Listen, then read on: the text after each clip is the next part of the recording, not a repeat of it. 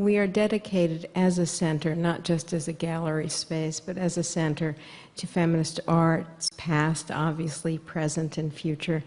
And our mission is to raise awareness of feminism's cultural contributions and to educate a whole new generation of people about the meaning of feminist art, and to maintain in this space a very dynamic and welcoming learning center, and to present feminism in, I think the museum likes to feel, an approachable way. I've never quite understood the need to say that, because I think feminists and feminisms having to do with equality is very approachable, but in any event, here we are.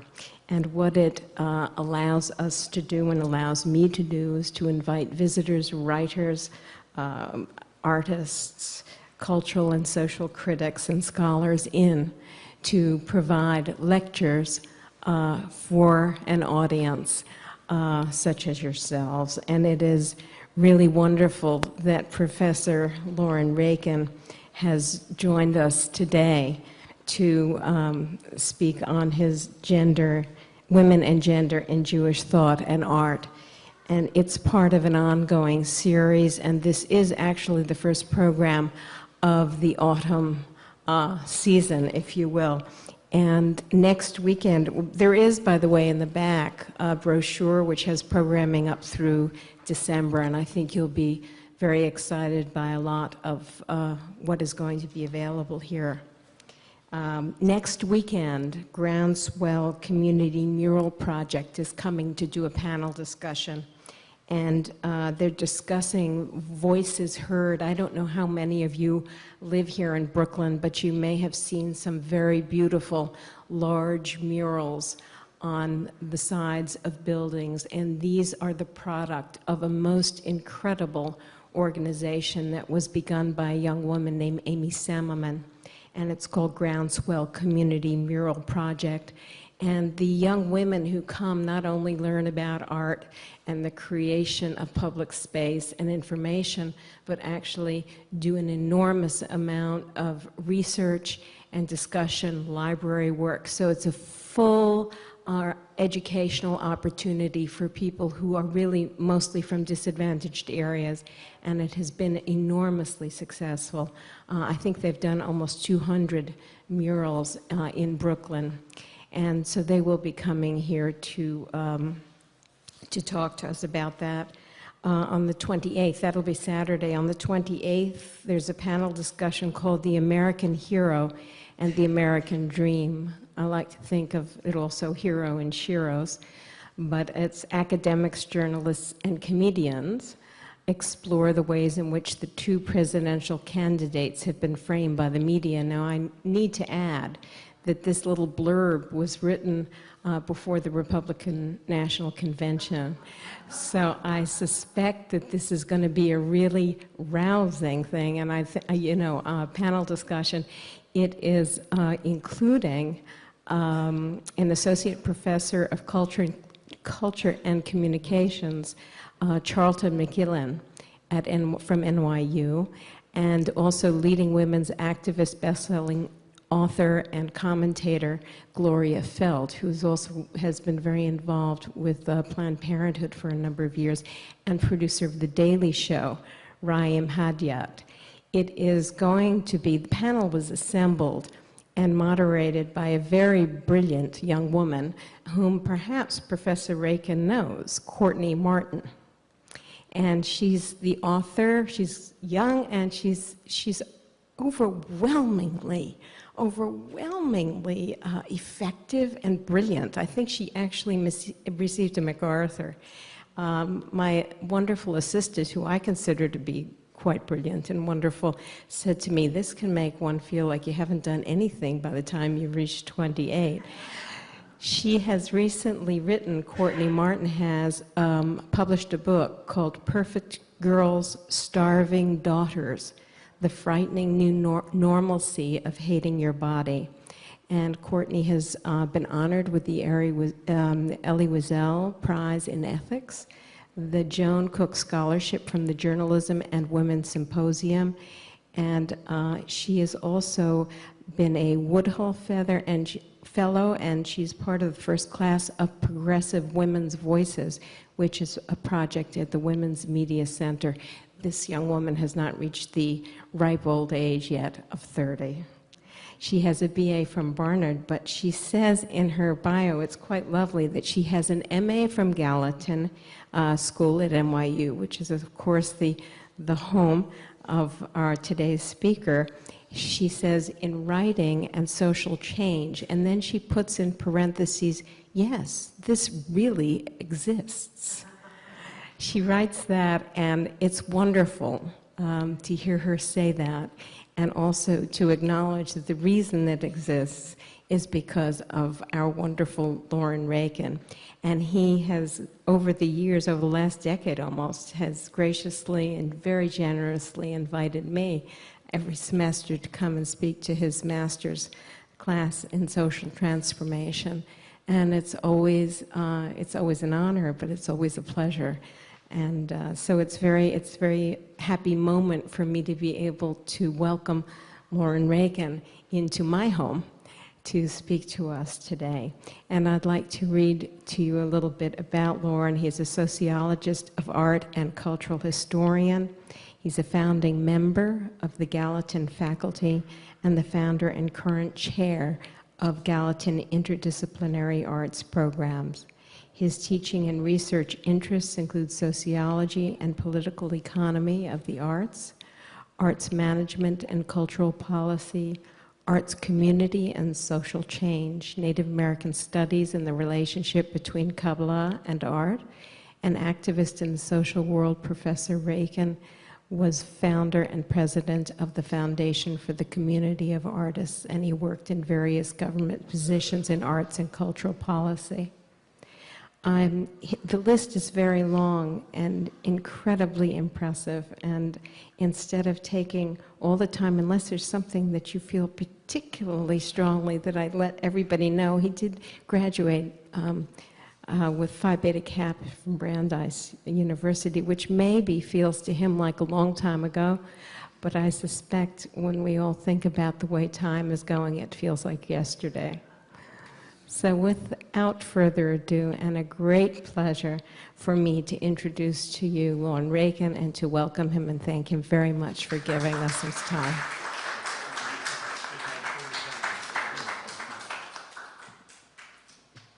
Thank you all so much for coming this afternoon.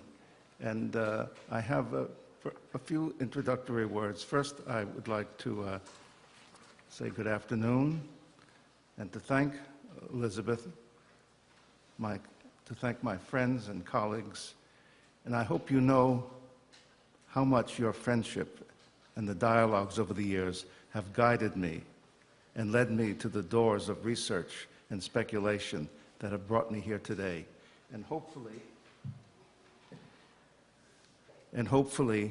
to continue this work into the future.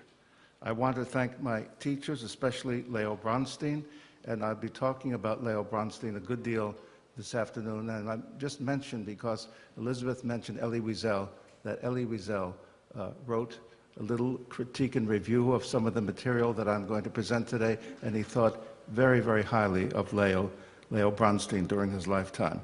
I want to thank my dear friend Michael Dinwiddie, Josephine DeCaro, and all of you here today. I want to particularly thank Elizabeth Sackler for giving me this wonderful opportunity this afternoon. And I want to thank my former student, good friend, and research collaborator who's here this afternoon helping me out, Christina Kim Yang. Okay. I hope that you will indulge me today and be tolerant of some very controversial things I hope to present. What I am undertaking this afternoon is a probe, an introduction, a brief overview of a vast field of many interrelated realms, an investigation, an experience, a study which deserves a lifetime, many lifetimes. I will talk about Kabbalah, art, Shekhinah, the female image, the feminine, and the feminist in Jewish imagery and art, past and present, its hiddenness, its emergence, its reemergence, and new evocations. Why it has been or may have been hidden, why it is going through a rebirth, and hopefully these last two questions I will also ask for your help in beginning to answer. If I am lucky or blessed, I will try to jump from ascent to ascent, from small hill to small hill, lightly, to begin to illuminate what is already woven in reality, and to reaffirm what the scholar anthropologist Gregory Bateson has called the pattern which connects. In this brief discussion, I cannot prove or fully demonstrate the depth and deeply rooted long-time connections that I'll try to present. All of these are quasi-speculations, but I believe if we follow some of these leads, we will come upon the depth, the deep-rootedness, and the long-term existence of some of these connections. And for what end do I hope to show these connections? I hope that it will be an affirmation that one-dimensionality in art and gender was never necessary, should never have been a social imposition, is being overcome given the nature of a universe that Kabbalah had understood since at least the 1100s in Provence in southern France. That the imposition of a sole limited view of what would be allowed in the imagery of Jewish art and of women's art and of feminist art should never have been the case. That even the past, despite its overwhelming patriarchal suppressions and subordination, always went against a long-term view of being, and that such oppressions need not and cannot ever be the case again. I want to explain a teeny bit about the handout that you've received, and I have a few more if someone is here that hasn't gotten it yet. This, as I said earlier, is for you to engage in later because it's dark in the room, it's too complicated. I'm going to present a couple of thousand years of enormously complicated material and go over it with enormous brevity, which is radically unfair. But I'm trying to just taste some of these possibilities and connections for you. And there's much reading and further work. There's enough material here for my lifetime, many lifetimes. So the first side of the page is of the Sephirot of Kabbalah. And I'll talk a little bit of what the Sephirot are, with some comments in my print alongside that you'll see. And the back page is a series of definitions of the Sephirot from a scholarly text. The next page is what Leo Bronstein, one of my great teachers, calls the history of ideas through the visual. And this is something else I hope you'll look at later. And on the back of that page, more of his ideas concerning moments of seeing and certain principles. Third page starts with Proverbs 31, an excellent wife who can find, for her worth is far more than jewels, with some notion of who may have written it. And the last page, which I would have loved to have time, but we won't have time today to discuss, is the extraordinary revelations of 20th century physics into the 21st century, even now, most recent discoveries, which in physics parallel the story of creation told by Kabbalah since the 11th century, and particularly since 1280, when the Zohar, the major text of Kabbalah, was written. To see, as I said, well, you can read it later, because it has to do with the unbelievably surprising parallels between Kabbalah's notion of creation and the Big Bang. And by the way, although I've been looking into this myself, a wonderful, brilliant scholar who has the Pritzker Prize to translate all the works related to Kabbalah and Zohar, Daniel Matt, out in San Francisco, has written this very special book called God and the Big Bang. Okay, first I want to speak about the ubiquitous goddess. And perhaps we can have the first slide there. So you can see, I'll be talking mostly about Asherah. I'll be talking mostly about the general issue of the goddess, but you can see some examples of early Canaanite goddesses from the Middle East who were incorporated, believe it or not, although we're not often taught this, incorporated into Jewish worship. Goddesses are ubiquitous. This, in a nutshell, is the conclusion that one reaches from a perusal of the voluminous and still growing literature on the history of religion. The earliest role of the goddess, therefore, was that of the numinous mother, who endowed her worshippers with her own mysterious qualities. It was out of the body of the primordial goddess that the world egg emerged, or that the earth was born, or alternately, it was the goddess body itself that provided the material from which the earth was made. The workings of the goddess archetype can be traced in rites, myths, and symbols throughout history, as well as in the dreams, the fantasies, and creative works of both the sound and the sick of our own day. Among the biblical Hebrews, there were powerful, attractive religious trends in which the worship of the goddess played an important role. The female deity of the early Judaic monarchic period did not disappear over time, but underwent many transformations and succeeded in changed form to retain much of their old sway over religious sentiments through a great deal of history, particularly down to the very end of the Hebrew monarchy. The worship of the goddess played an integral role in the religion of the Hebrews. The prophetic denunciations of these idols, and we can look at the next two, which is Asherah. This is Astarte, again Astarte, the next Asherah. The prophetic denunciations of these idols had very little effect on practice. The devotees of the goddesses could not be swayed to give them up and to concentrate instead exclusively on the worship of a male god. There can be no doubt that the goddess, to whom the Hebrews clung with such tenacity down to the days of Josiah, was a Hebrew goddess. She survived and underwent astounding metamorphosis. She manifested herself later as the female cherub and later became the manifestation of God's presence, the Shekhinah. She also assumed the form of a divine queen and bride who joined the people every Friday at dusk to bring them joy and happiness on the sacred Sabbath. I think she is strongly re-emerging and re-emerged in the new presence and popularity of Kabbalah and the world of the Jewish artist, male and particularly female. And I would say as an underlying foundation to all of this, that although I don't think this has been much discussed or written about, that I think the reemergence and popularity of Kabbalah only took place because of the birth of the second and third phases of the women's movement and of feminist thought, experience, and practice. The beginnings of the period we are dealing with here go back to the time following the arrival of the Israelite tribes in Canaan. For about 6 centuries thereafter, that is to say, down to the destruction of Jerusalem by Nebuchadnezzar in 586 BC, the Hebrews worshipped Asherah.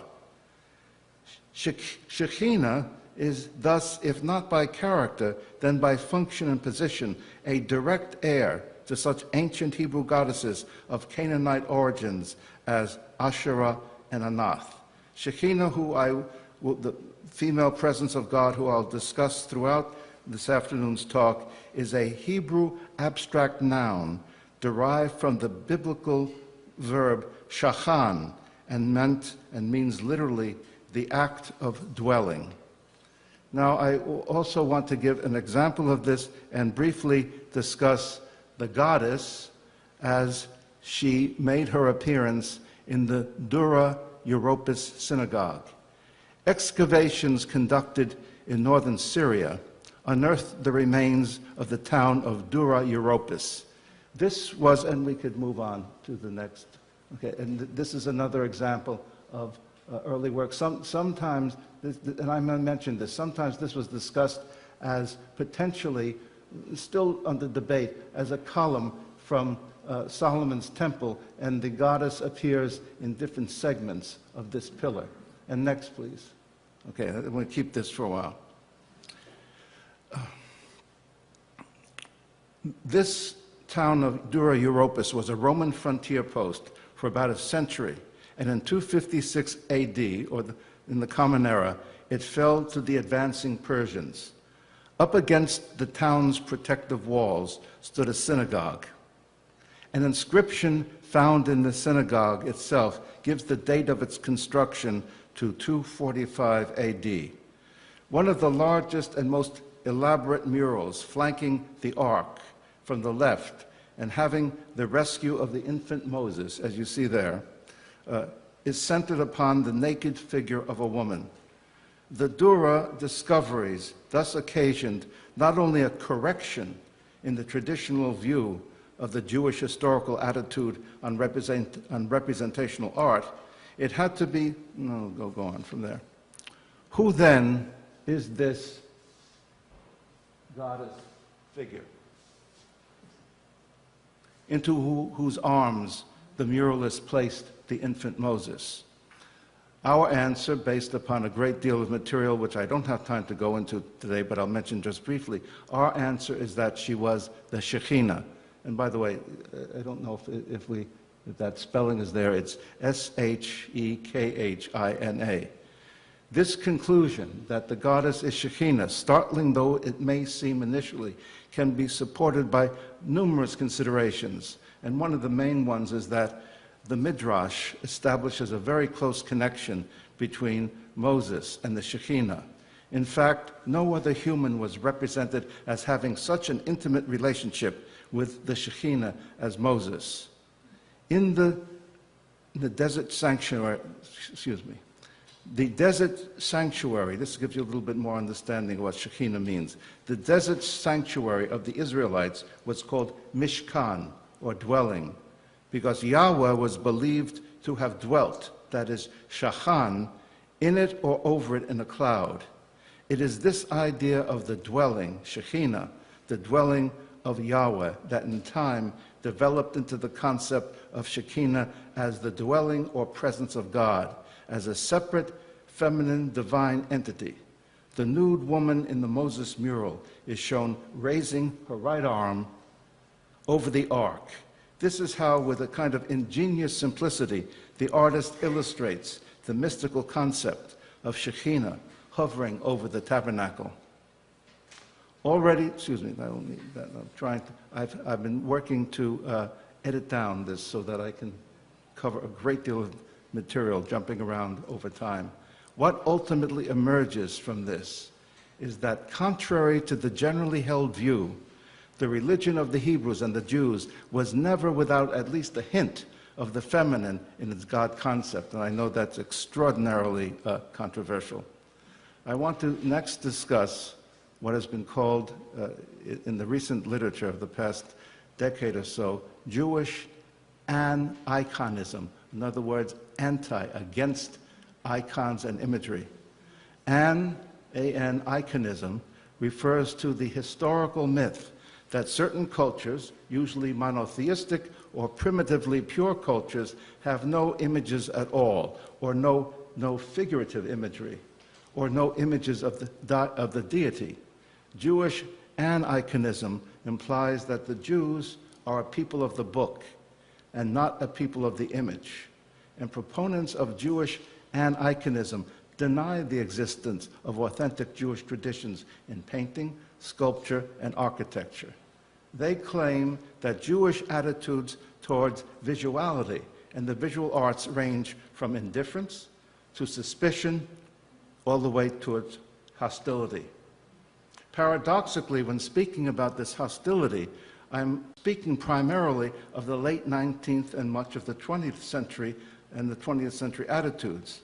Earlier, in the medieval period, the attitudes were much more open and did not overinterpret the second commandment. It appeared that Jewish an-iconism, hostility toward the image, crystallized simultaneously with the construction of modern Jewish identities. Empirical evidence indicates the existence of authentic Jewish art throughout history. So why would Jewish an-iconism have persisted so tenaciously throughout the 20th century, or so much of it? Ironically, this Jewish an-iconism turns out to have been the partisan opinion of anti-Semites who disparaged Jewish culture, and certain diasporan Jews in Western Europe and America who refused to acknowledge this existence. Aniconism eventually became the complete conventional wisdom for general scholars, art critics, art historians, historians in general, who were unable to overcome the dogmatic lessons of their education. So this, I think, the quite extraordinary scholar and author of a book called The Artless Jew, a gentleman named Kalman Bland, B-L-A-N-D, correlated the modern perception of Jewish art with anti-Semitism and with the struggle for Jewish identity, rather than the vague appeal to an externally or eternally fixed Hebraic spirit or any ancient biblical prohibitions against fashioning images of God. In fact, as aniconism never acknowledged, the prohibition against imagery in the Second Commandment and against iconography is really only against one image, and that is God.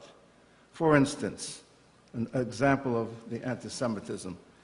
In the composer Wagner's opinion, Jewish aesthetics amounted to nothing more than historic Byzantine Judaic Oriental notions of profitability. This Jewish focus on profitability, said Wagner, has ruined the free-spirited art of ancient Greece and Western Europe. In 1850, Wagner substituted modern German culture for the victimized ancient Greeks, and he added biological inferiority to the list of Jewish socioeconomic defects.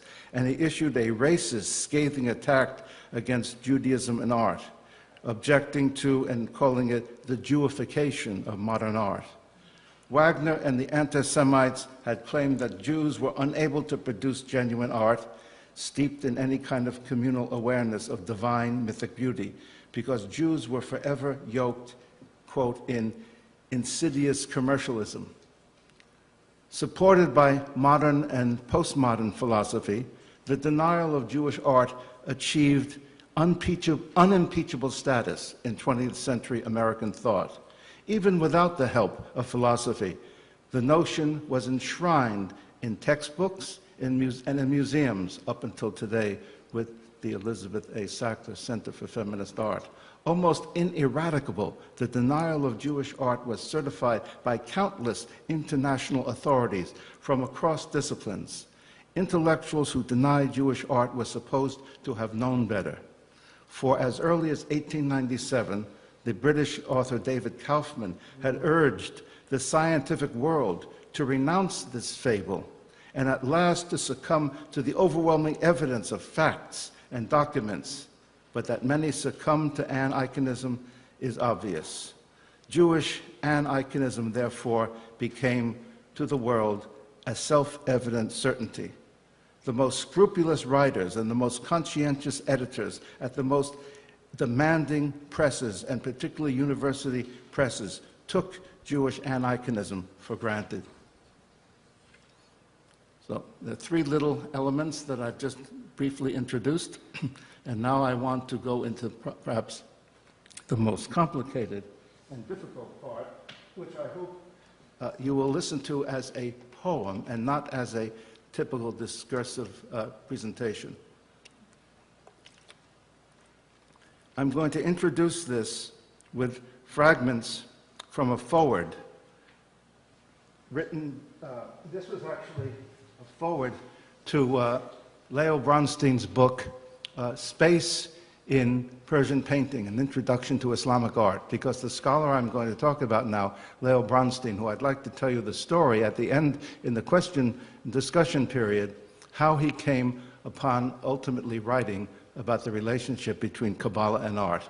But this is a few quotes from Professor Talat Said Halman, who at the time he wrote this was chairman of the Department of Middle Eastern and Near Eastern Studies at my university, New York University. Talat Halman was also the Secretary of Culture on the cabinet of the Turkish government, the founder of a new university today in Ankara in his retirement, and a poet and novelist.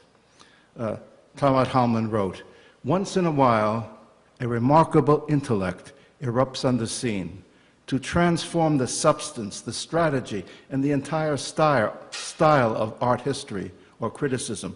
Leo Bronstein, who died in 1976, stands as a paragon of a visionary critique of the creative process. Few art historians surveyed and wrote about a broader range of topics than did Bronstein, from Greece to Japan, from Spain to Iran.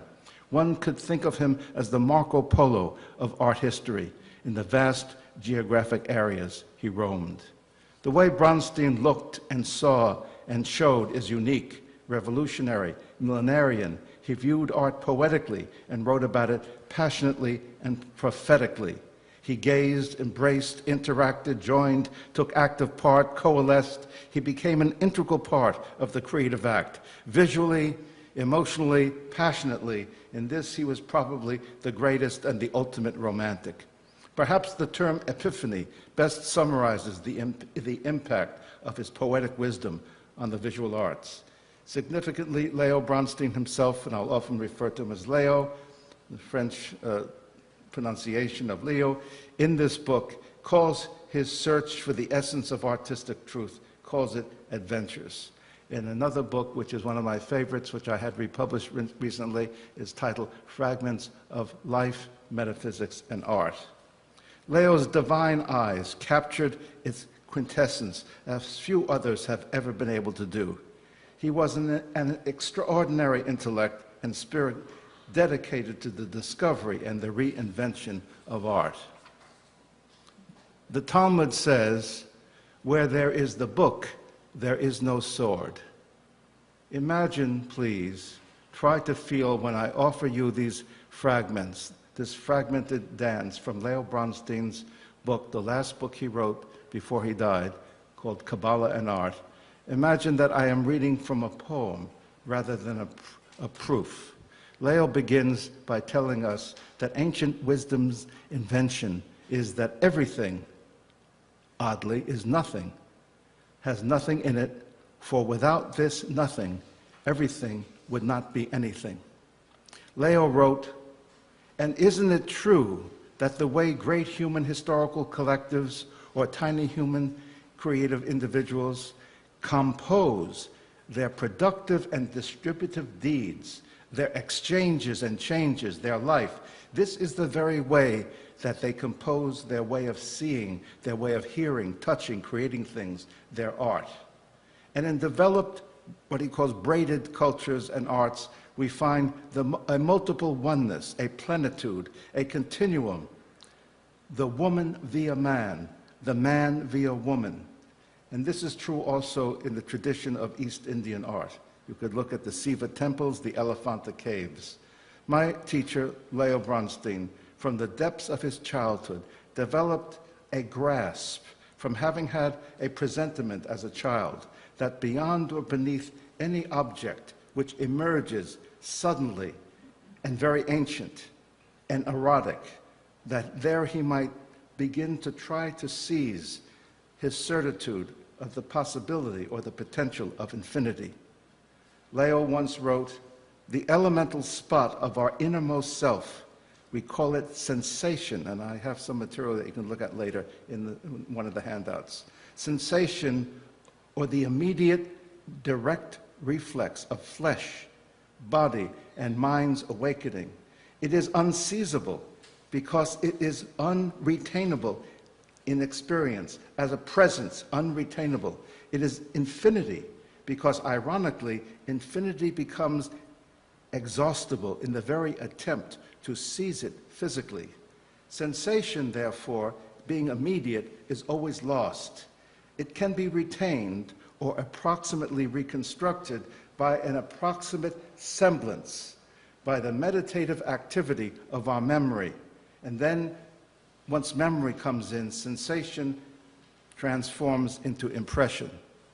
But human beings, in our freedom and perhaps in our folly, choose to possess or seize the unseizable wholeness, the thatness of a sensation, the unseizable totality, by the power, by our spontaneous, arbitrary choice of a substitution, what Leo called a substitution testimony.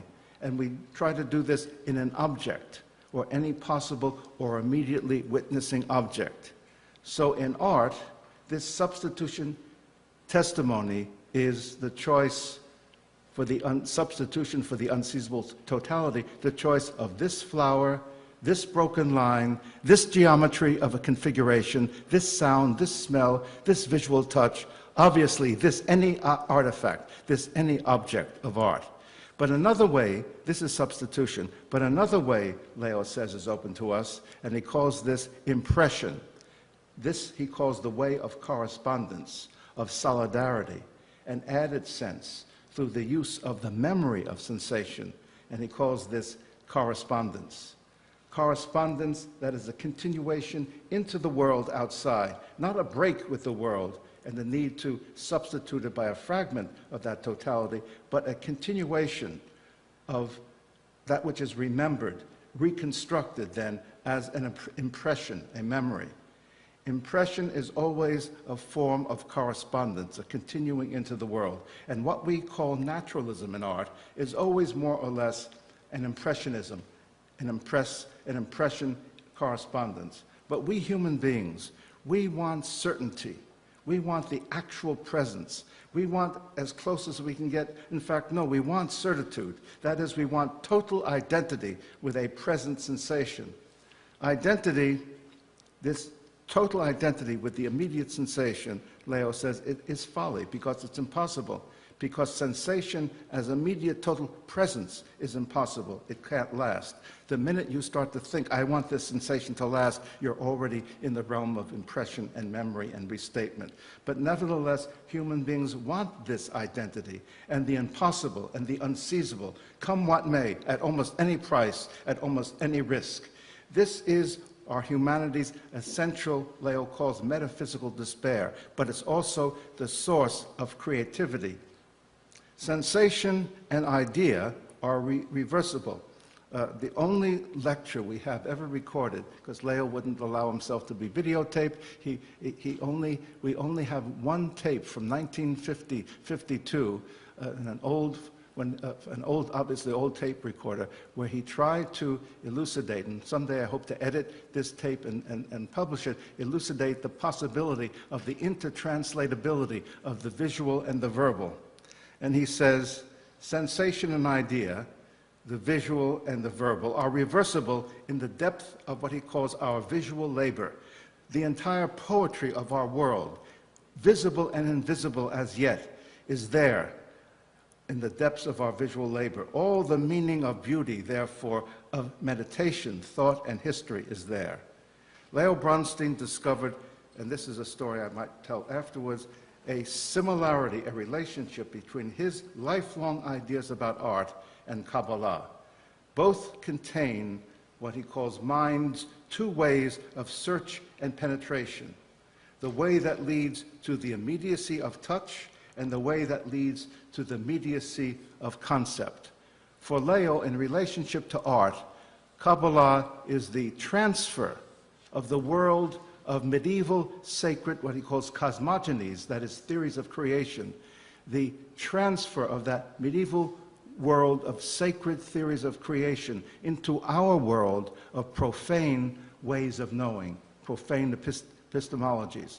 So he read an enormous amount of Jewish thought, the legalistic, halakhic, traditional, Hasidic, and he focused in a way upon the creation written by Isaac Luria from 1534 to 1572 in Sfat in Israel today, what is called the Lurianic, Lurianic,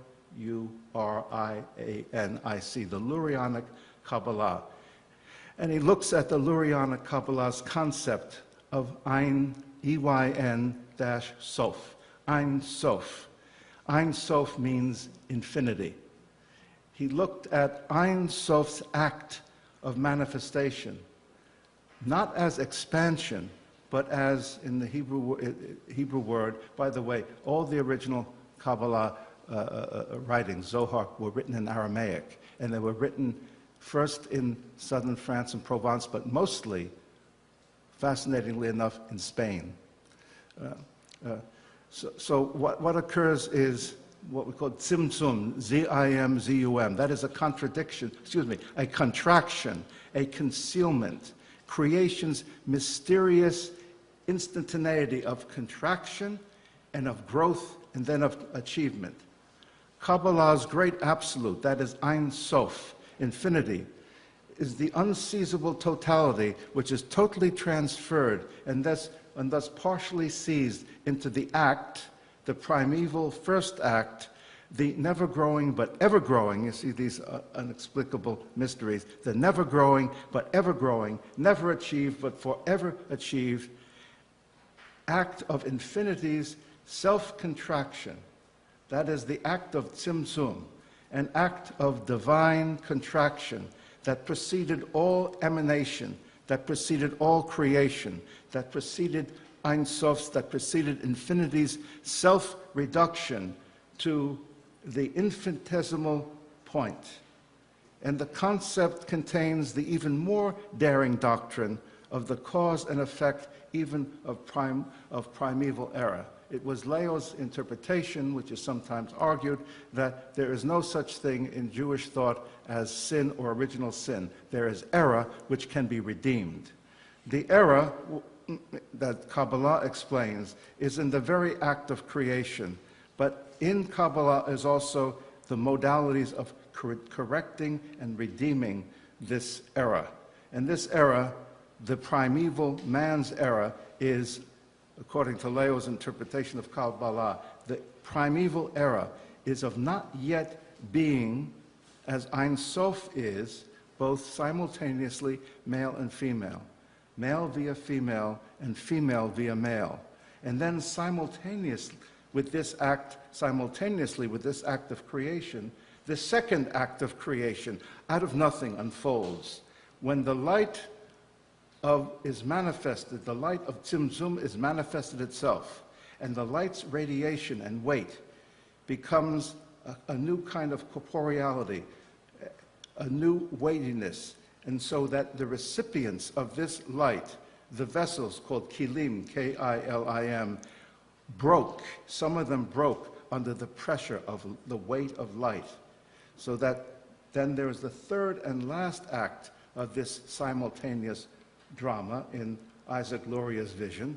It is the vision of Tikkun, sometimes spelled T-I-K-K-U-N or T-I-Q-Q-U-N.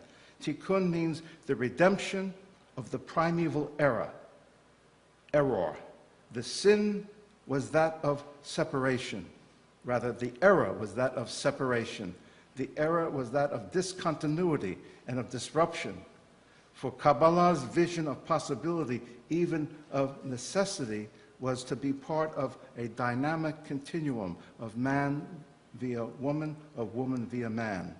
So tikkun, the repair, the redemption, can be achieved by the loyalty to the origins, that is, the loyalty to the presence within, particularly within any righteous person or righteous persons, the withinness of Shekhinah. So, Leo says, with the Western Europe, the United States, in the 19th and 20th century, begins a kind of self-liberation. And a new dignity begins to develop to what Leo, using the ancient Greek word, calls techne. That is, the new capacity to think not only with concepts in the mind, but to think as the artist thinks with the body. This new thinking with the body rose up to meet the already the advanced development in Western culture of thinking with the mind. So that, Leo says, for Jewish people and for Jewish artists, there was a creation of a new, what he calls the simultaneity of touch, smell, taste, vision, pose, abstraction in painting and sculpture, dancing, and their equalization, all this body creating art, and their equalization with what had already achieved a great ascent in Western thought, that is scientific thinking. And so this new body touch language began to be exuberantly achieved at the start of the 20th century. In this way, the American, mostly Chicago-based, but there's a building on Bleecker Street between Broadway and Lafayette Street of the late great architect Louis Sullivan. Louis Sullivan gave a good example of this when he spoke of the dignity of human thinking via the body as, quote, the 10-fingered grasp of reality. So Leo feels that Kabbalah touched Western culture, and Kabbalah believed in the concreteness, the fleshiness of abstraction. This also seems to emerge in the thought and art, which I'll discuss in a moment, of a Picasso, Leo thought, of a Jean Miro and a Paul Klee. The idea in these artists and in Kabbalah that cosmos is equated with mind is pure creation. This thought and this art were joined by the thought and art that created soul, with the interaction and the continuum of male-female, with a balance of judgment and mercy, of judgment via mercy and mercy via judgment. So Leo Bronstein found these two orientations joined along with a moral imperative that gave birth and energy to the Jewish 20th century artists, such as Chaim Soutine, there we go, and Leo said of Chaim Soutine that his painting is all of this soul structure, painted in harmonies, distortions, and plenitudes. So Leo found this in the work of 20th century Jewish artists such as Chaim Soutine, Max Weber, Jacques Levine, Ben Shahn, Marc Chagall, Jacques Lipschitz, and Sir Jacob Epstein, and many others who are still coming in this sudden flowering, particularly women artists.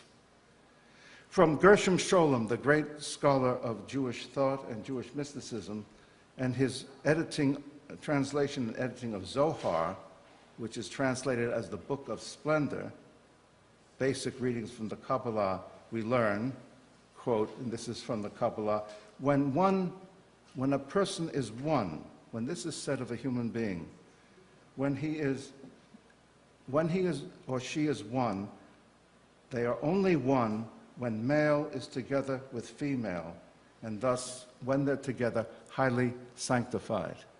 Leo asks, through which underground channels came the possible Judaic influence on our West, on the presence? How did the presence, Shekinah, in Leo's mind, come into the daring imagery of the West? And so now I want to find, if I can find, yes.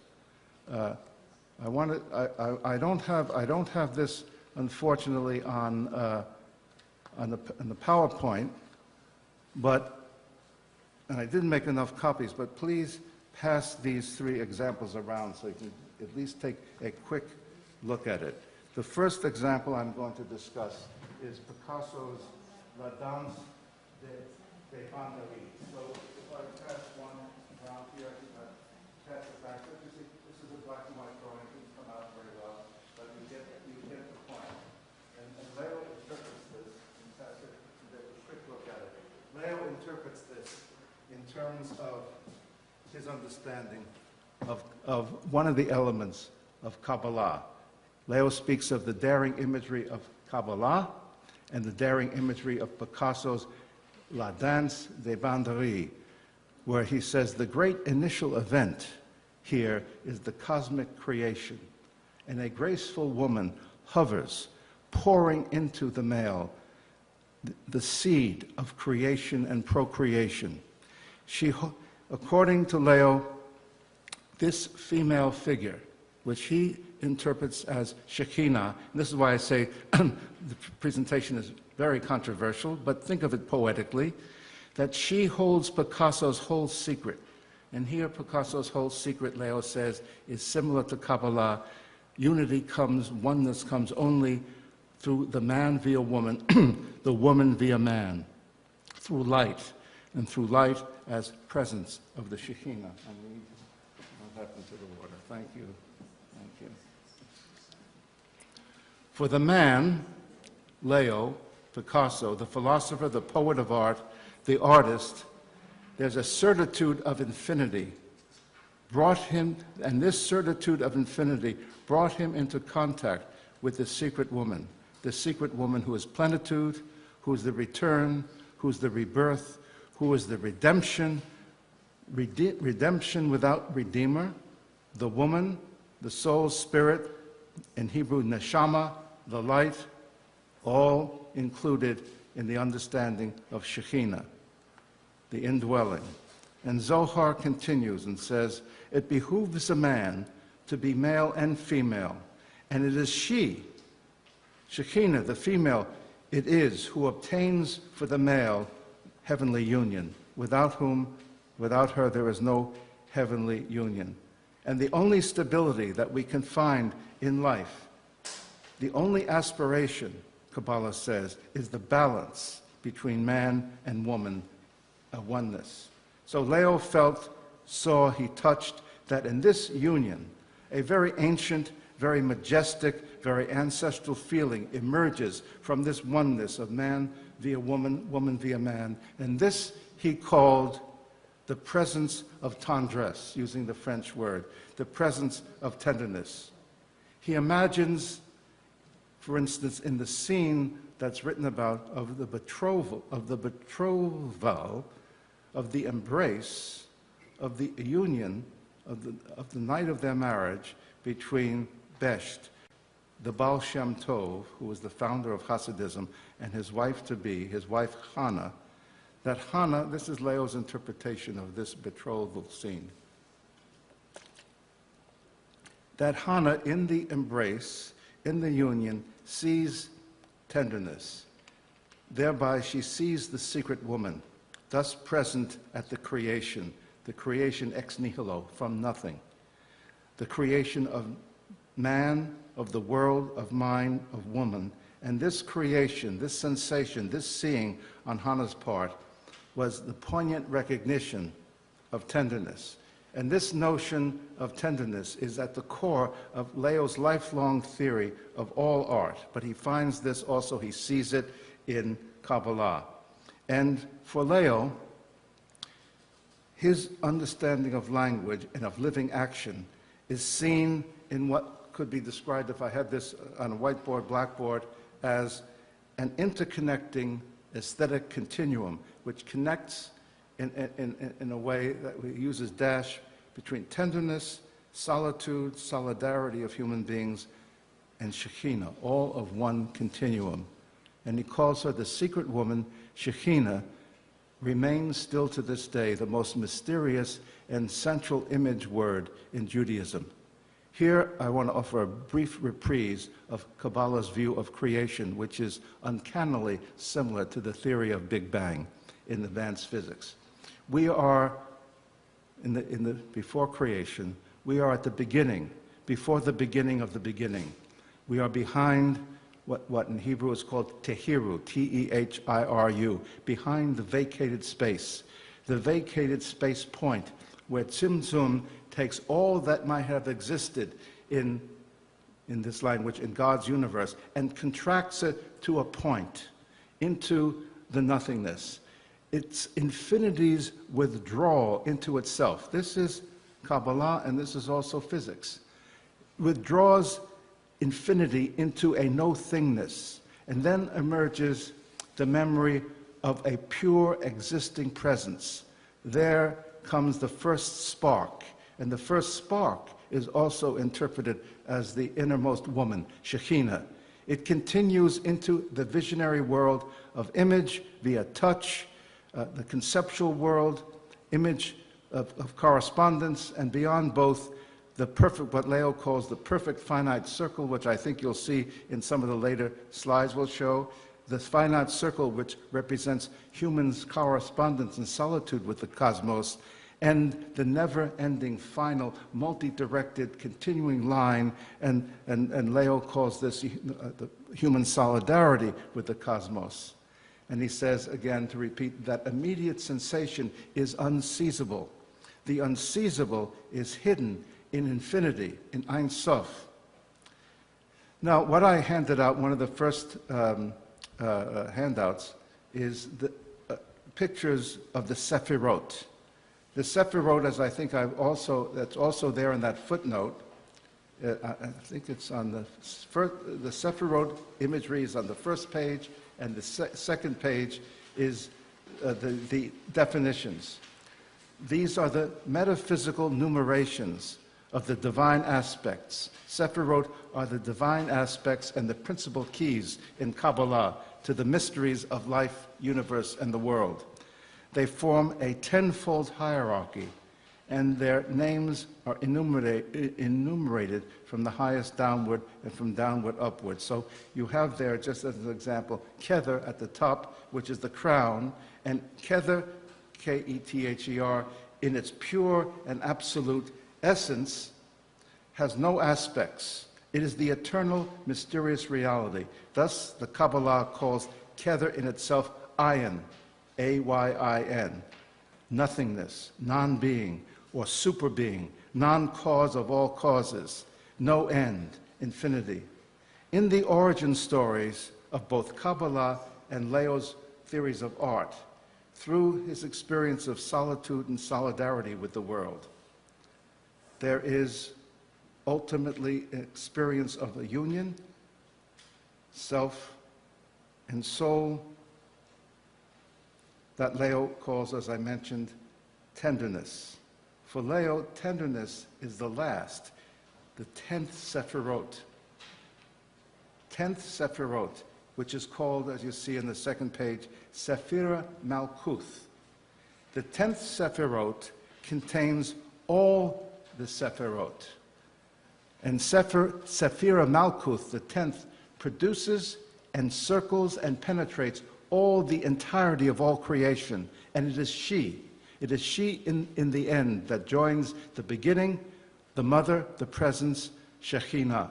Malkuth, the 10th Sephirah, is the secret woman. It is Shekinah's home. And Shekinah contains tenderness, tendresse, that makes man via woman, woman via man, that makes judgment bend towards mercy and binds and balances them into judgment via mercy and mercy via judgment. Down and via this path is, again, tenderness, is the moral imperative. The spirit made body is Shekhinah. And Leo Bronstein writes, art is the shelter of justice. Art is the point, the spark, hidden in the rock, the finite circle, and the never-finished line of Kabbalah's meditation, and the finite circle and the never-finished line in Paul Klee's spark. In the drawing that he created, Paul Klee, the noted European artist, called The Formation of the Black Arrow. And this is a drawing, this is Paul Klee's drawing, the formation of the Black Arrow that Leo interprets.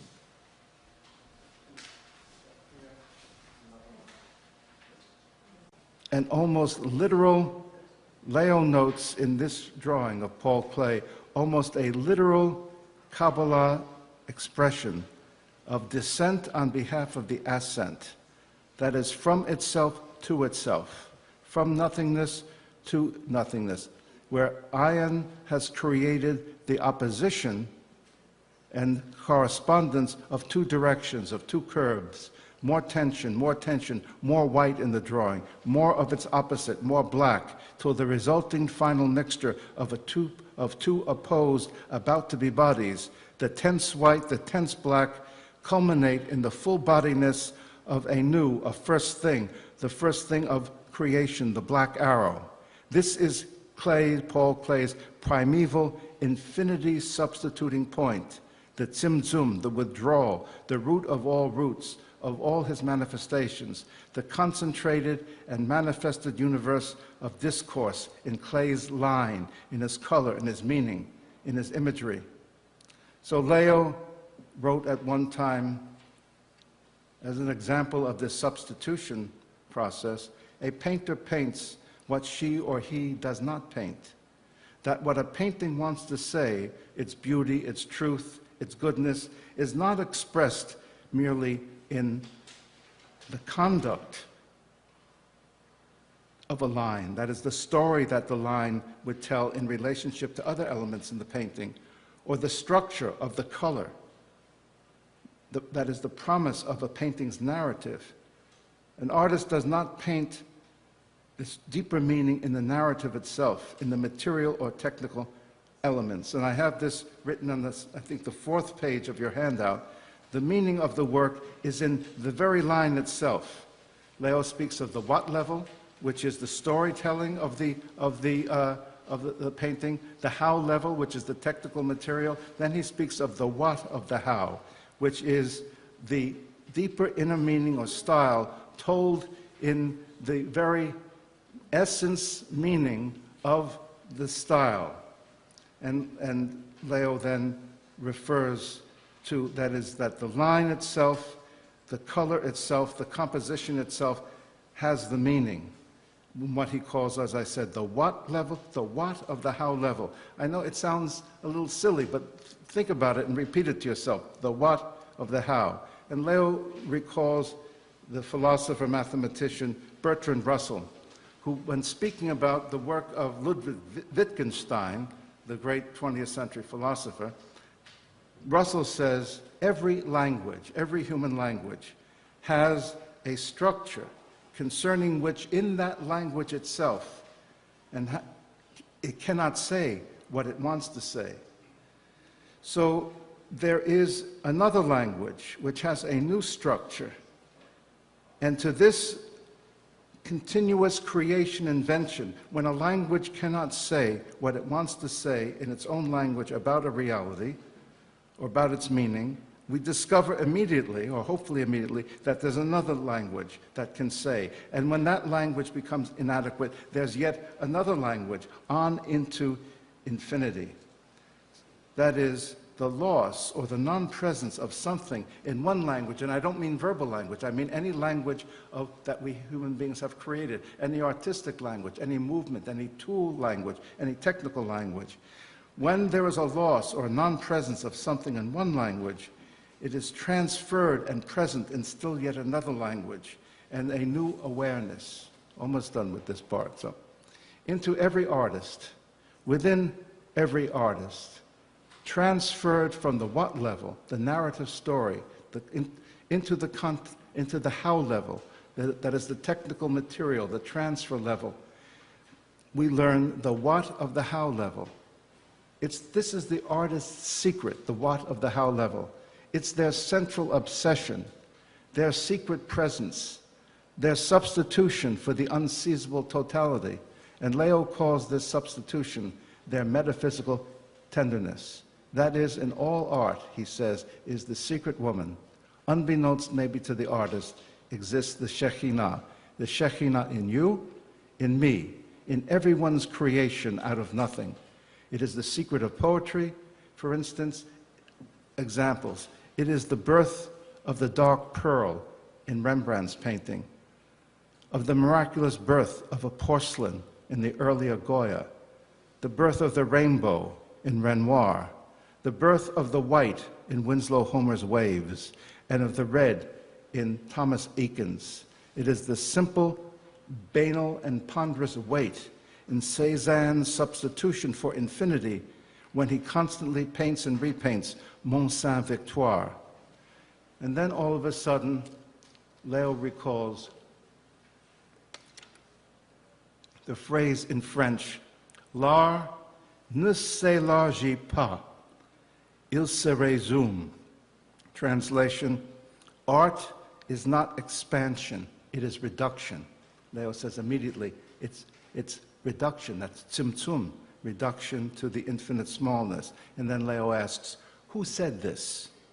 Why, it happens to have been Edgar Degas, the rabid professional hater of Jews, who always remained ignorant of the Jews he despised.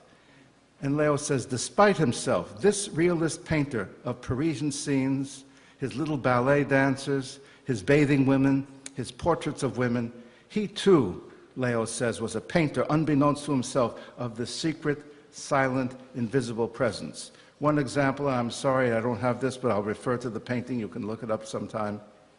Leo says, what Degas is doing from reduction to reduction, From transfer to transfer, Degas concealed and manifested, painted another presence, painted what he calls the invisible yet corporeal presence of an astral body in his paintings, a body surrounding a painted living being, an aura of a person's action. So, for instance, there's a painting of the young woman in a millinery shop trying on a hat. The young woman is facing a mirror. You see her face in the mirror, and the mirror is nothingness. It doesn't exist. It's flat. It's a reduction. It is something else. It's an absence. Leo calls it, in her presence, she is concealed, reduced. Okay.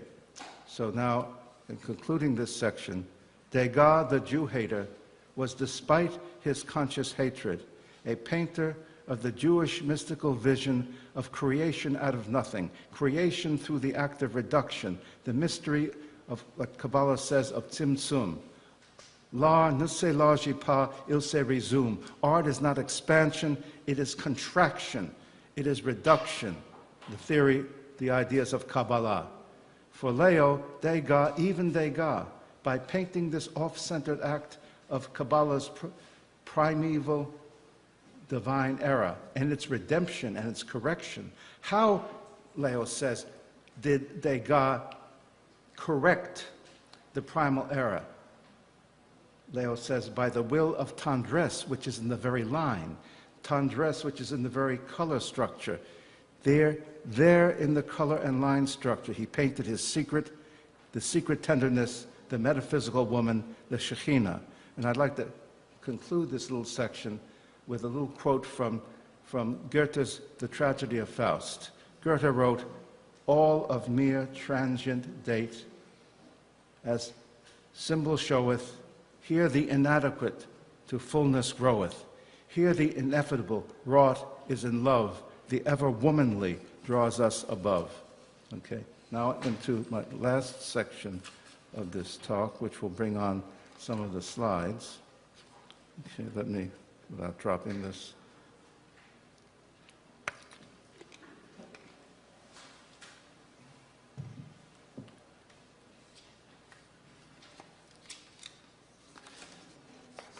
Just as I'm moving into a new element here, jumping, we can move to the next slide, please. I just wanted to show, as part of Jewish art, which we can talk about later or at another time, how works of various 20th century, mid-20th century Jewish artists begin to include actual elements that come that are symbolic or direct symbols from Kabbalah. And this is Adolf Gottlieb, The Enchanted Ones. Next is Mark Rothko's Untitled, and I'm here not to talk about men's art, but Barnett Newman's One-Ment, all of this with direct reference, and it is known that Gottlieb, Rothko, and Newman particularly did know about, and the last one of Newman's, this is the name, number 2. I was once, by the way, I mentioned in parentheses, one of the reasons I'm so delighted to be here this afternoon is because when I was an infant, my mother used to bring me here, teething on a little crust of rye bread, to see my father's paintings, which were exhibited, God knows when, in the early 40s, in the community galleries here in the Brooklyn Museum. So one time I was riding up an elevator in the Fuller Building to an exhibition of Hans Hofmann's paintings, and Hans Hofmann was my father's painting teacher, and we were riding up in the elevator, and who gets on the elevator but this extraordinarily, awesomely tall man, and a man of average height next to him.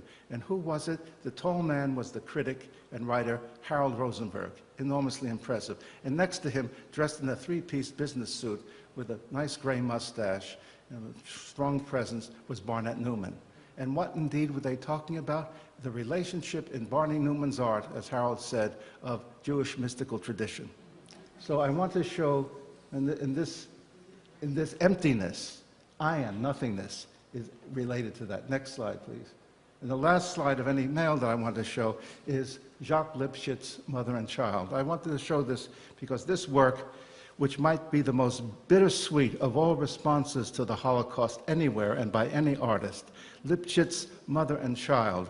In this sculpture, the woman who is missing her hands carries a child on her back. The work exists in several versions, but its most poignant to be in the presence of is the one on the grounds of the Israel Museum, located on one of the hills of Jerusalem. When one looks at that sculpture in that location, I can imagine a voice saying softly, "I have been maimed, I have been bloodied, but I am here. I am in Israel. I am of Israel, and I am carrying the future generations within me." Okay, next, please. This is a work that represents, it says, Rubies and Rebels, Jewish Female Identity in Contemporary British Art. It also included some American art, and the exhibition was dedicated to the memory of the artist Sandra Fisher, the wife of the distinguished artist Kitaj. Okay, so I want to show a few examples of the work. Next, please. This, again, showing that the aniconism that was accepted throughout all of art history in Jewish life and non-Jewish life, did not recognize, even in the 20th century, this 20th century work of Jewish women's art of themselves. Here's a self-portrait, Hannah Gluck. Okay, next, please. This is particularly interesting, Jane Logeman's Kaddish, because here you have broken into the multitude of letters the Hebrew prayer for the dead, which is only a prayer. It doesn't mention death in this prayer. As you know, it mentions only praise of the existence of universe and of God. One of the reasons this is so interesting and connected to Kabbalah, because something I didn't, of course, have time to discuss in Kabbalah at all, is that Kabbalah is deeply engaged in the numerical representation of letters. And through both the interpretation of the meaning of letters themselves and of the numerical representations, that's one of the ways in which they reinterpret the Torah. In other words, Torah is at one level, and the deeper level, says Kabbalah, all the writers of Kabbalah from Spain, from France to Spain to Israel, to Sfat, to Jerusalem, is through the vision and ideas of creation, through Kabbalah's notion, by interpreting the words. And it's often said that every single Hebrew letter has embedded in it someplace the tiny Yud, that letter Yud, standing for the Holy, the Almighty, of Yahweh, God, the Infinite, etc. Ein Sof, that is infinity. Okay, next slide, please. Here, Gillian Singer's Untitled 1996 has a multitude of imagery, many of which directly refer to the 10 Sephirot, embody the 10 Sephirot, and beyond in multiple interpretations and imagery of the Sephirot in Kabbalah. Next, please. Here, Carol Berman's, one would hope in a certain way, I would, that you'd see the man via woman, the woman via man, but I think there's the implication of this in the multiplicity of both bodies, and certainly for Jewish art, this is an example of the lack of fear of presenting the body itself and of the expression of meaning through what Louis Sullivan calls the 10-fingered grasp of reality, the capacity of Jewish art, particularly in this case, Jewish women's art, which I would call feminist art, expression of these multiple meanings, also referenced through Kabbalah and Shekhinah. Here, Angela Baum's Rachel, for me, is a visual presentation of the very act of creation, of Ein Sof, of infinity, creating through its reduction and withdrawal into the single point, then the explosion of the Big Bang creating the universe. My interpretation, it's the way I feel it, the way I see it, and what have you. Okay, next slide, please. Here, Kitty Klaidman, its an initial reading is that of her memories of the attic in which she and her family hid away during the Holocaust. But it also represents, through the explosion and the encapsulation and the explosion of light, for me, not only survival through the Holocaust, but creation. Next, Alice Lok Kahana's Jacob's Ladder. Of course, Jacob's Ladder is one of the most extraordinary and well-known imagery, verbal imagery from the Bible, here interpreted by this Jewish woman artist in this marvelous visual, which is, for me, the steps ascending from Sephira Malkuth, from Shekinah, to top and bottom, the constant creation from Sephirot Malkuth to Kether, the crown. And there can be no crown unless in the so-called lowest Sephirah, which contains all the other Sephirots, in order to give them the energy through the woman, through the mother, to emerge back to the ascent to the crown. Next, Lillian Ligon's My Body, Myself. To me, this is an example of the capacity to return without fear and to emphasize and manifest the capacity of the body in its different forms. And here, one might say, isn't there restriction through the wires, through the spines? But to me, rather than being the wounding, but wounding is also connected to redemption and healing and recreation, there is, particularly through the head, the notion of birth and emergence and of creation, in my understanding of this. Finally, next, Susan Schwab's Creation, and there is a great deal to say about Susan Schwab. Let me just refer back to a moment to Kleidman's work, that you saw earlier, and you don't have to see it. It was the attic imagery and the light. Such works fall on the border between the representational and the abstract, and they exist between, and this is something that when Kabbalah speaks about judgment through mercy and mercy through judgment, is also speaking about the process of, with mercy and tenderness, the process of healing the pain of the past. One other, next slide. Now, Susan Schwab here. Susan Schwab was born in 1944, and she has and implies that different ongoing questions about Jewish art. Her concern about creating Jewish art, women's Jewish art, within a non-Jewish world. And she has a series of triptychs using the traditional Christian Catholic modality of the triptych that she calls creation. Here, she's inspired by the opening images of that most famous medieval Jewish illuminated manuscript, which is the 14th century Sarajevo Haggadah. Her creation has been revisioned in the abstract geometry, which is so close and an in-depth part of Kabbalah, of Ein Sof, infinity. She discusses the notion of infinity in the modalities and moods of the circles, of the moons. That is, she says that they are without beginning and without end. And the image of God is not represented, but sun, moon, and earth are clearly rendered in the same circular form of creation. Certain of Schwab's work add to the arc-circle configuration of the downward-pointing triangle with vertical lines from mid-base to apex. This symbol of femaleness is traceable all the way back to the Hebrew goddesses, Astarte, Asherah, and others. It is the role of the artistic creatrix, so long suppressed for women, is now in her work and other Jewish women artists restored in the very textures of the silver point surfaces she works with. And the watery wave-like lines of her silver point surfaces within the luminescent frames recall for her the verbal and visual images of the primordial water mother goddesses of ancient Hebrew thought.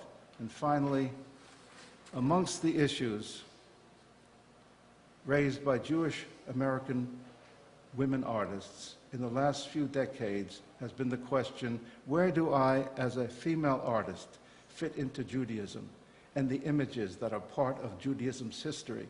Scores of American women artists since the early 1980s have wrestled with the question of where and how, as women, they fit into the Jewish tradition and the artistic tradition. Some, like the Israeli artist, who I don't have a slide of, Helene Eilon and Carol Hamoy, have created installations, particularly in the 1990s, rather than paintings and sculptures. And what they have created is new versions, new reimagining, imagining from a feminist perspective of Torah scrolls, prayer books, talitot. The material elementals of Jewish spirituality are used and transformed from their feminist perspective. Many have contributed to the development of a new ritual object, a new ritual universe, as in Judy Chicago's dinner party, so magnificently exhibited outside this door, which reintroduces, particularly they've created something called the Miriam Goblet, which reintroduces the sister of Moses and Aaron to the Passover table, side by side with the cup of Elijah. And that is all that I have to say about this. Thank you very much indeed. I'm sorry if I went so long. I don't know if we have any time for questions, a few comments. Elizabeth says we do. Maybe put the... I apologize for going so rapidly over so much material, but I wanted at least to give you a kind of poetic jump dance taste of what I've just started to look at, and I hope to have the time to look at it for a long time. Frank Menusan. While you were discussing all these wonderful images, it came to me that one of the oldest female images, going back to ancient prehistoric art, is the triangle, which represents the feminine development.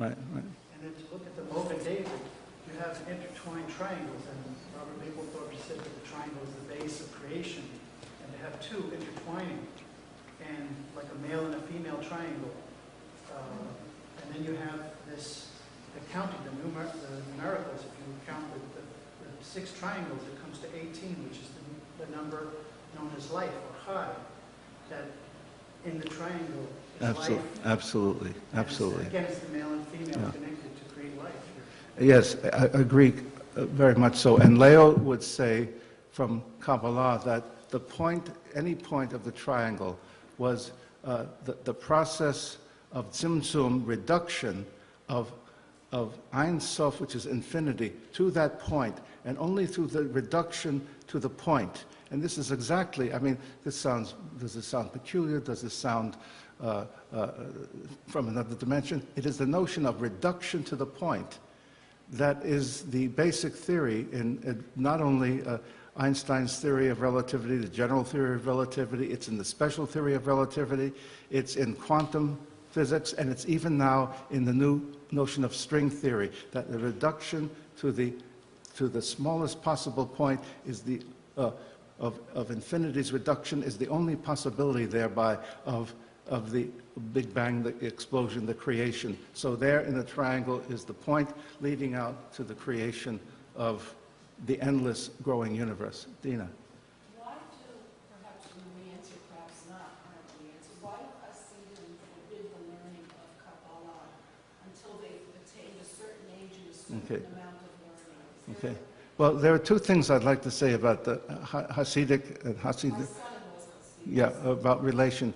In the beginning of the early years of Hasidut, of Hasidic experience, the early teachers, all the early holy men, the Rebs, were particularly, pointedly, focally trying to create a popular access of and for Kabbalah to their people.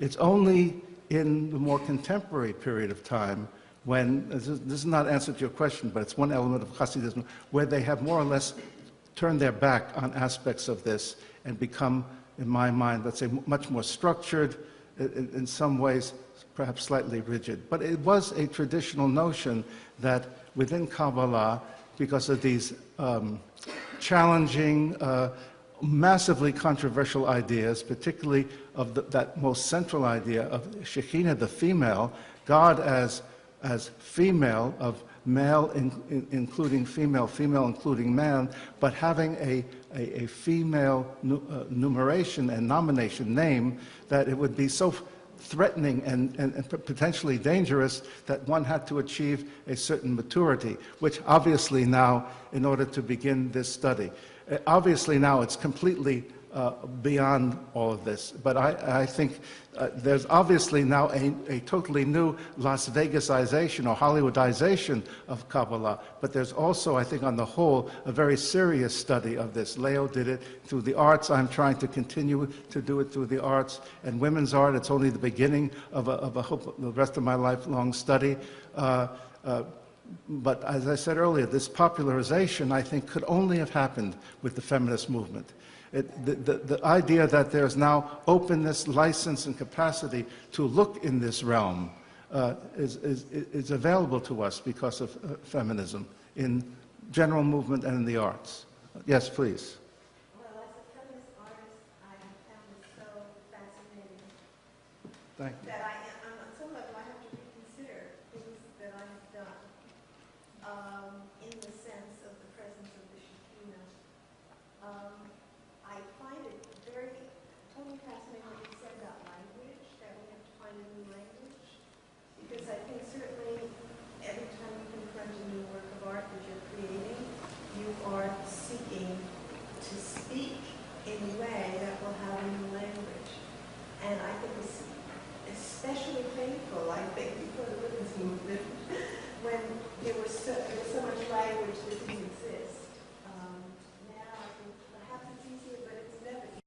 No, I know that. And the idea of contract, I mean, in order to create something, it has to become very, very painful. It's like a turning inward to a small point and then a manifesting outward. And something I had absolutely no time to do. There are multiple Kabbalahs, all coming from the original Zohar written in Spain between 1280 and 1284 in, I forget the name of the town, same town, same city in Mexico, Guadalajara, Spain.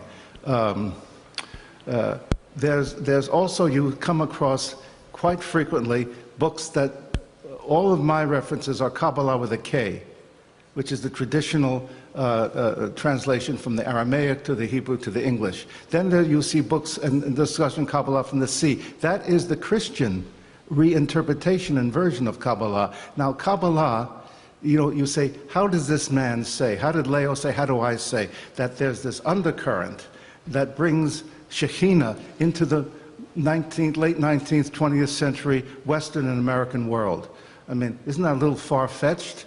What's that underground stream? Well, there wasn't an underground stream. Starting with the initial creation of the earliest books and writings in France, mostly in Spain, in the Mediterranean, and then into Judea, Israel, in Sfat in the 16th century on, noted Christian, Catholic, particularly scholars, Renaissance humanists, became totally engaged in the reading and study in the original languages. Pico della Mirandola, pronounce it properly, was a great Kabbalah scholar, and many others since then, scientists, philosophers, humanists, what have you. When I asked Daniel Matt, the great contemporary translator through the Pritzker Fund, where are the most special or unique copies of the Zohar, he said most of them are owned by the Vatican, and you can see them in the Vatican Library.